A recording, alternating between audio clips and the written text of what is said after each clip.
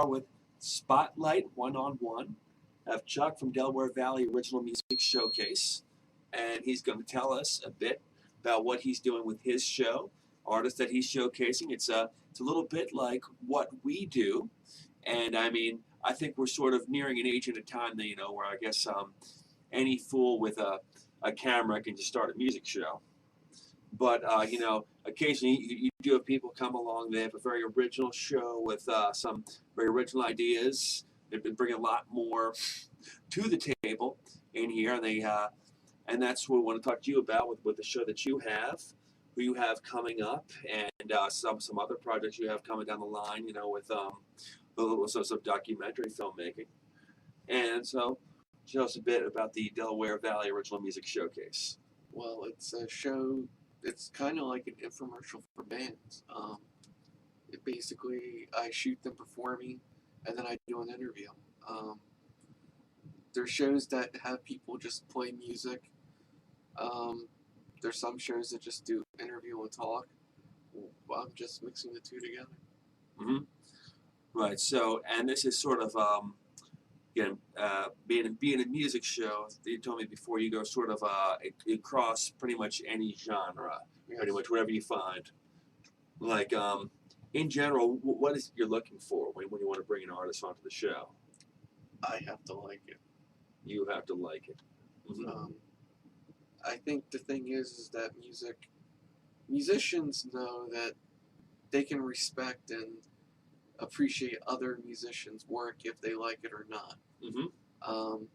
I come from an aspect of not being a musician, so I go by what's going to keep my attention and things like that. So my bands that I pick either are people that know who I am and handpick them for me, or I've gone and seen them perform and contacted them that way. Yeah, so you look for something that has an X factor to it, not to bring up any names of any other music shows, but so something that sort of stands out where you think, hey, this could be an American Idol. He's got the voice, so something like that. Not necessarily. I think American Idol's overplayed. Mm-hmm. Right, exactly. I believe that there's a lot of good musicians that, given a chance, could do well. My concept is to promote people who just do it for the love of music. Mm-hmm. It has nothing to do with winning any contest or selling out.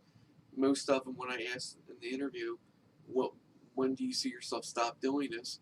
And the most common answer is never. Mm-hmm. I was going to say death, so I guess I just have a very dark mind on that. But I mean, but it's the same deal as someone whose band just reached the 10-year mark. And we've never won The Voice, never won X Factor, or haven't heard back from American Idol. I definitely sympathize, definitely see myself in here. Now, I mean, you've had the Buzzard Band on your show. You've had Laura Cheadle, who's done our show as well in the past. You've a lot of people that you've crossed paths with, and I think we can even show some clips of that coming up. Sure. The first show is E. Joseph. He does solo stuff, but he also has a band. The night that I recorded him, he was solo, acoustic style. Mm-hmm. If you ask what he sounds like, I guess the best analogy I heard was he's kind of Bob Dylan-esque. Uh-huh. Or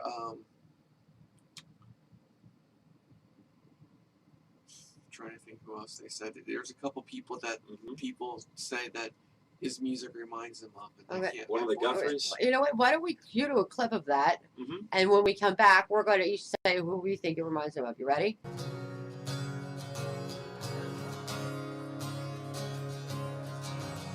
Kicked the habit, so I thought, found another shiny box.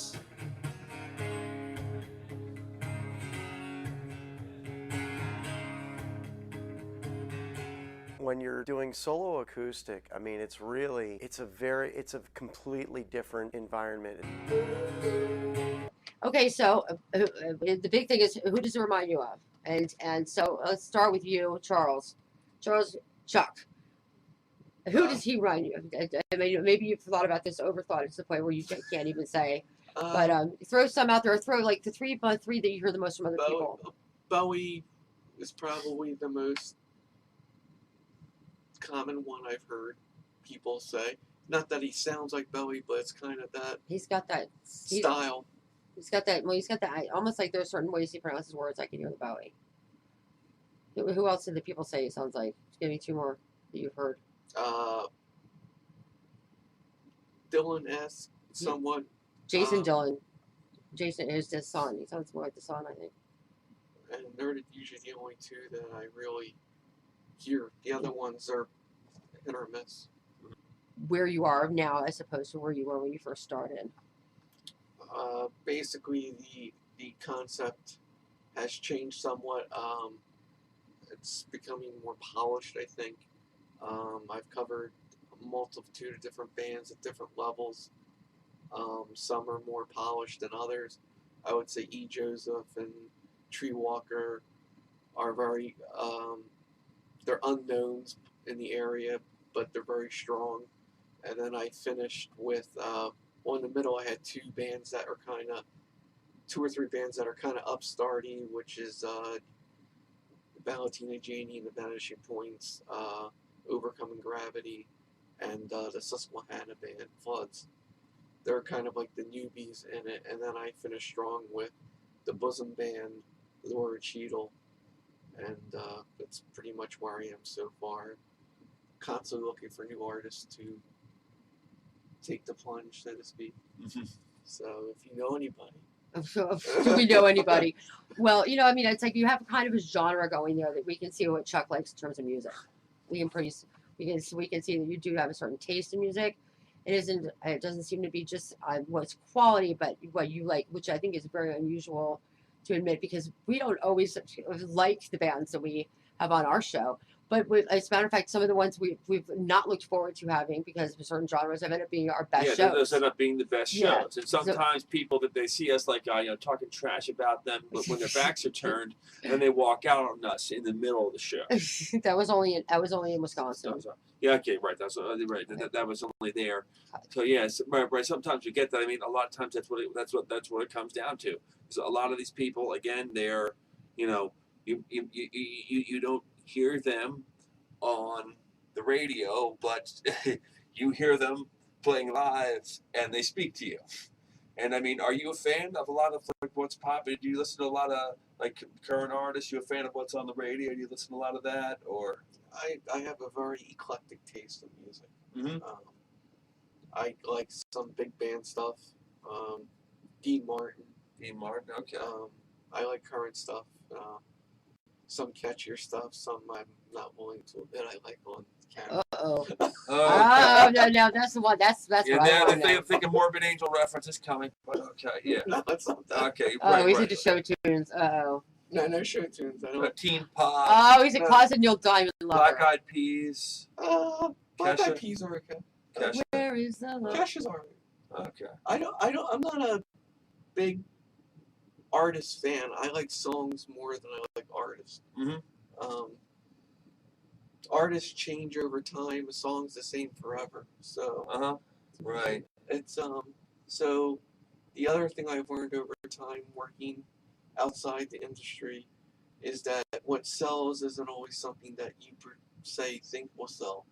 So that's why I liked them, and some of them I wasn't big on, but as I interviewed them and did it, I've become more of a fan of. So So what is your favorite song of all time? my favorite song. Yeah, of favorite all song. time. Just out of the top of your head. So you have a favorite song. Change it. Always a Woman by Billy Joel. Wow. Don't know why. Mm-hmm. Best concert I ever saw. Oh, nice. Billy For 3 Joel. hours, yes. Love Billy Joel. Nobody opened. It was just him. Just him for 3 hours. For 3 hours. You know what he Wow. does? You know what he does? He keeps the first row free empty. Yeah, and he He brings brings people down from the nosebleeds. Yeah, he's the coolest guy. Mike Tyler was on our show and he said he was the coolest guy he ever works with, and that's out of a lot of people. Okay, Mm-hmm. so I'm always a woman. Wow, a very good answer. But I never met a woman I would play that song for yet. Oh, really? Mhm.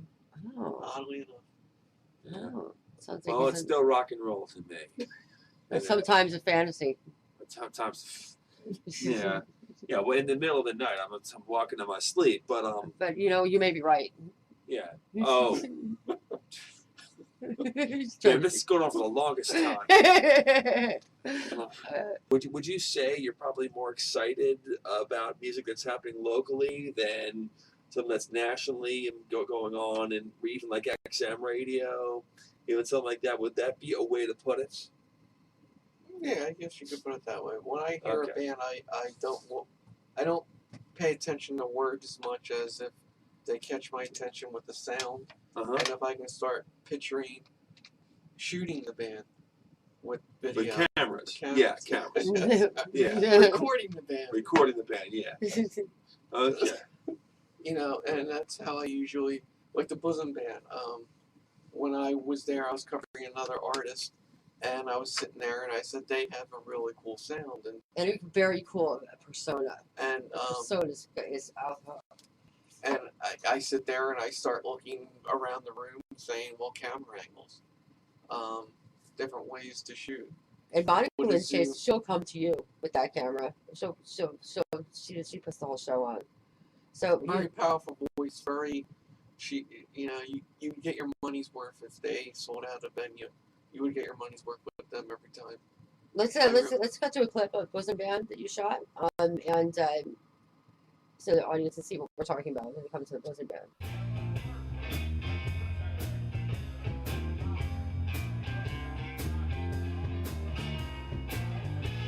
The guy that reviewed the record said that we take old style music and make it sound current. That was, to us, that was the ultimate compliment.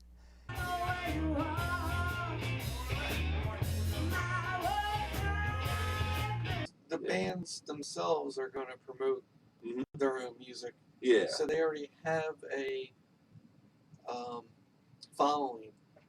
The Delaware Original Music Showcase is not meant to be a star maker. It's meant to be Star Search. It's not even a star search. It's more about just music. So it's a destination. It's not meant to say, oh well, this person should be signed. This person something. You're not a Yes, promoter. I'm not a you're- promoter. Right. Right. I'm but just putting music out there.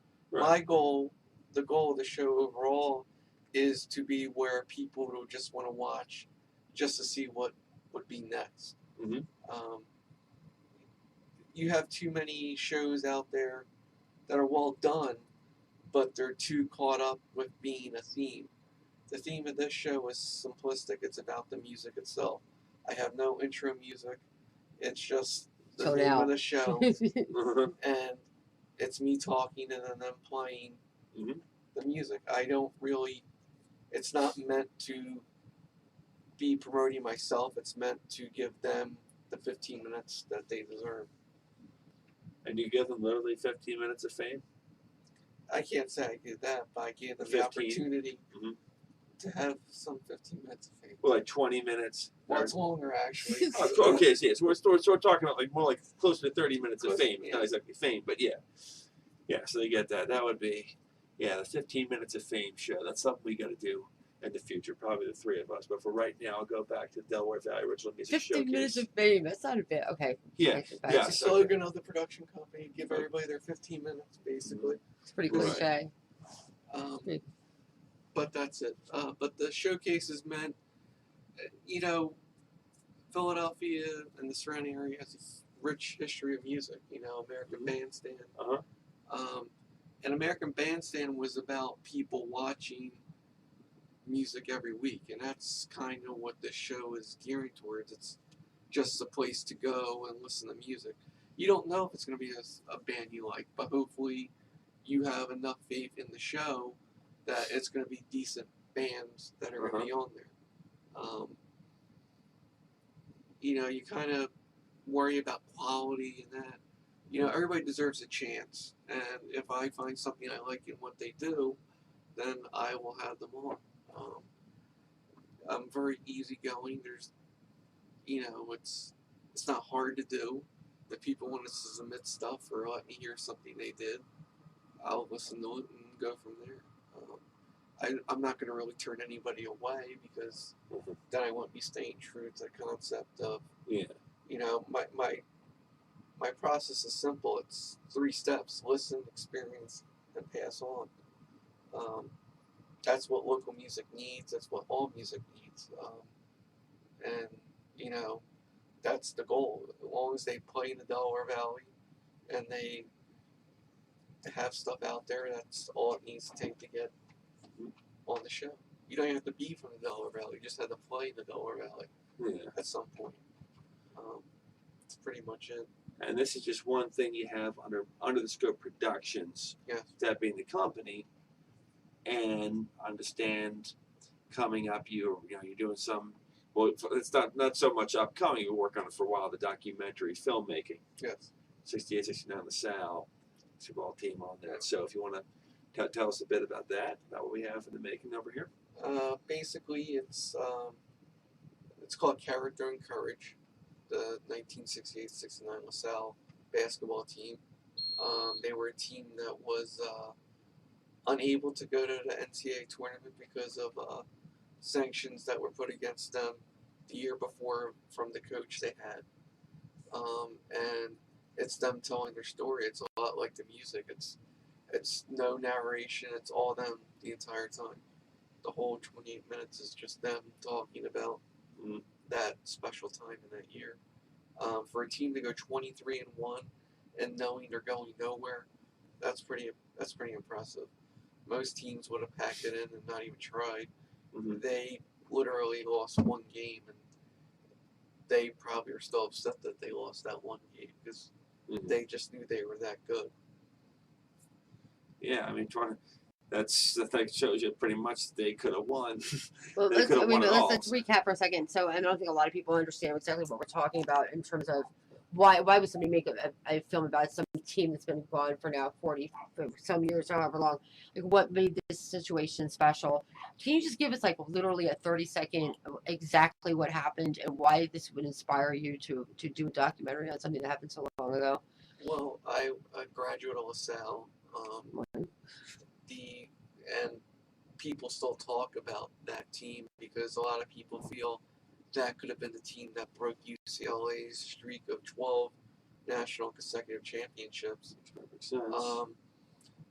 The reason I did it, basically what happened was the coach the year before was not very well liked by the players, the media, or anything, and he liked to embarrass players. And back then, you weren't allowed to take a scholarship away from anybody. Once they had the scholarship, it was theirs. Well, he tried to take a scholarship away from one of the players, and the NCAA back then came in and looked.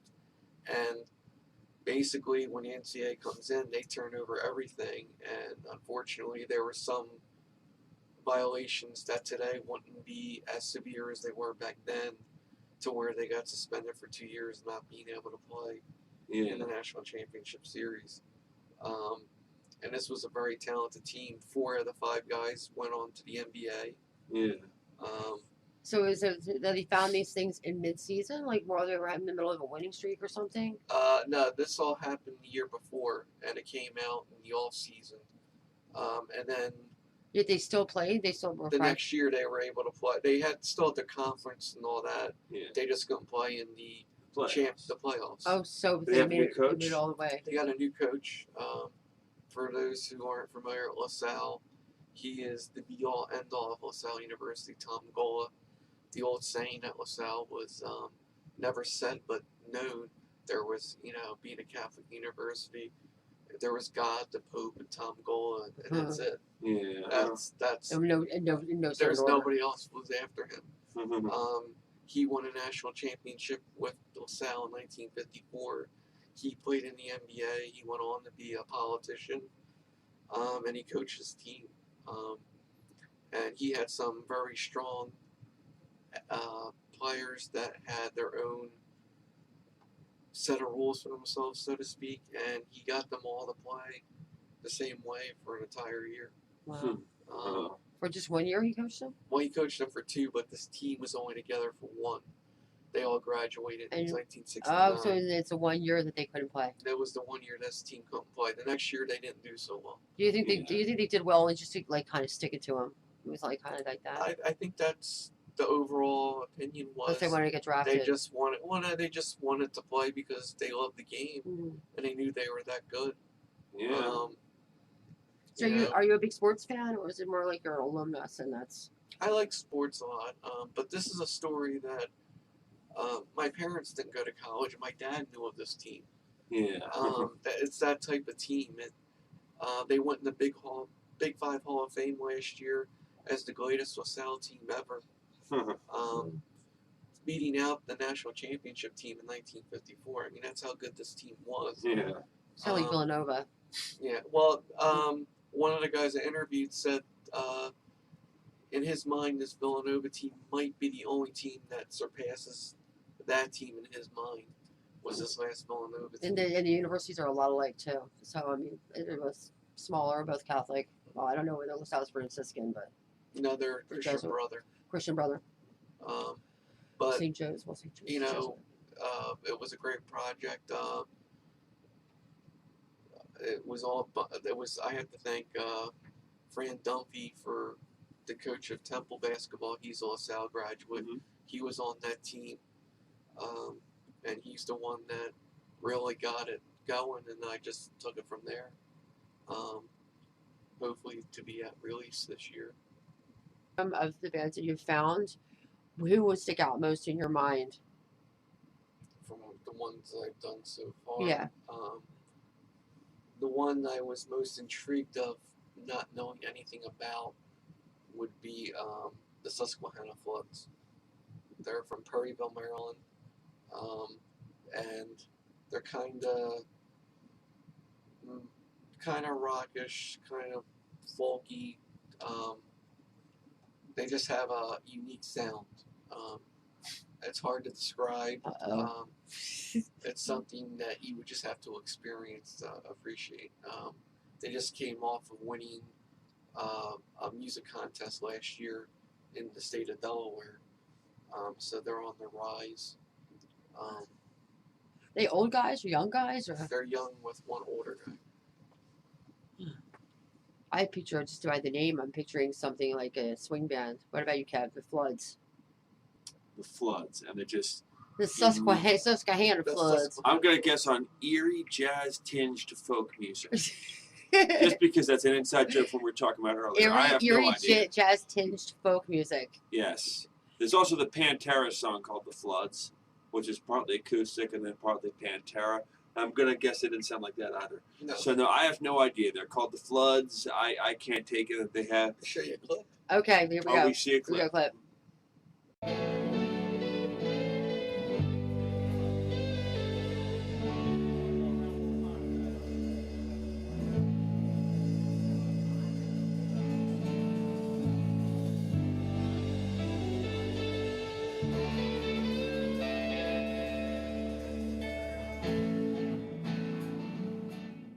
It's always been really strange trying to pick out names. It's like pulling teeth. But we wanted something that was close to home, and we live right on the river, right on the Susquehanna.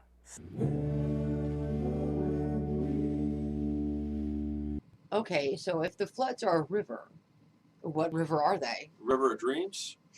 Come back to Billy Joel. That was still No, Rivers of Blood. That's Wu-Tang. Rolling down a river. No.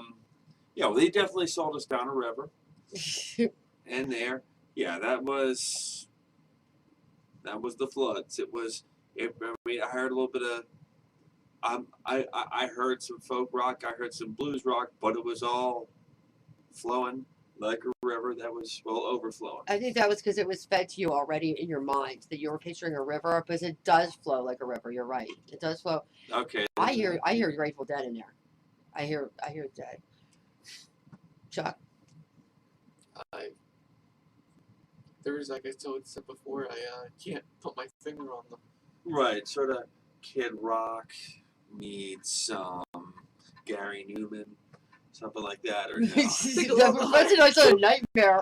That sounds like a total nightmare. I think it's a little bit higher class than that. Okay. Yeah, they do sound. They sound like they sound really pro, and I can't wait to hear more of them. And it would be nice to have them on our show, as a matter of fact. And they're from Maryland, you said? Yes. Cool. Now I actually got to see when I first time I got to meet you in person. I came down to the Queen, rest in peace, that venue, and you had. It opened again. Oh, it did. As Live Nation. Oh no, it didn't. Yes. Don't even get me started on Live Nation. Oh my But God. they're open again. We're going to bite my tongue right now. It's hurting. Okay.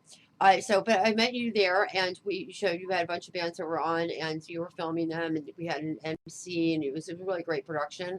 And I met a group of guys. They were the nicest guys. They helped me carry my stuff out to my car, and they were so talented. They reminded me of my guy Shadow Play, but a little bit different. And they had a very unusual name. And who am I talking about? Tree Walker. Tree Walker. They're kind of like Kings of Leon-esque. Yes. You too. Yes, they are. Very That- good description. That's how I describe them best. Yeah.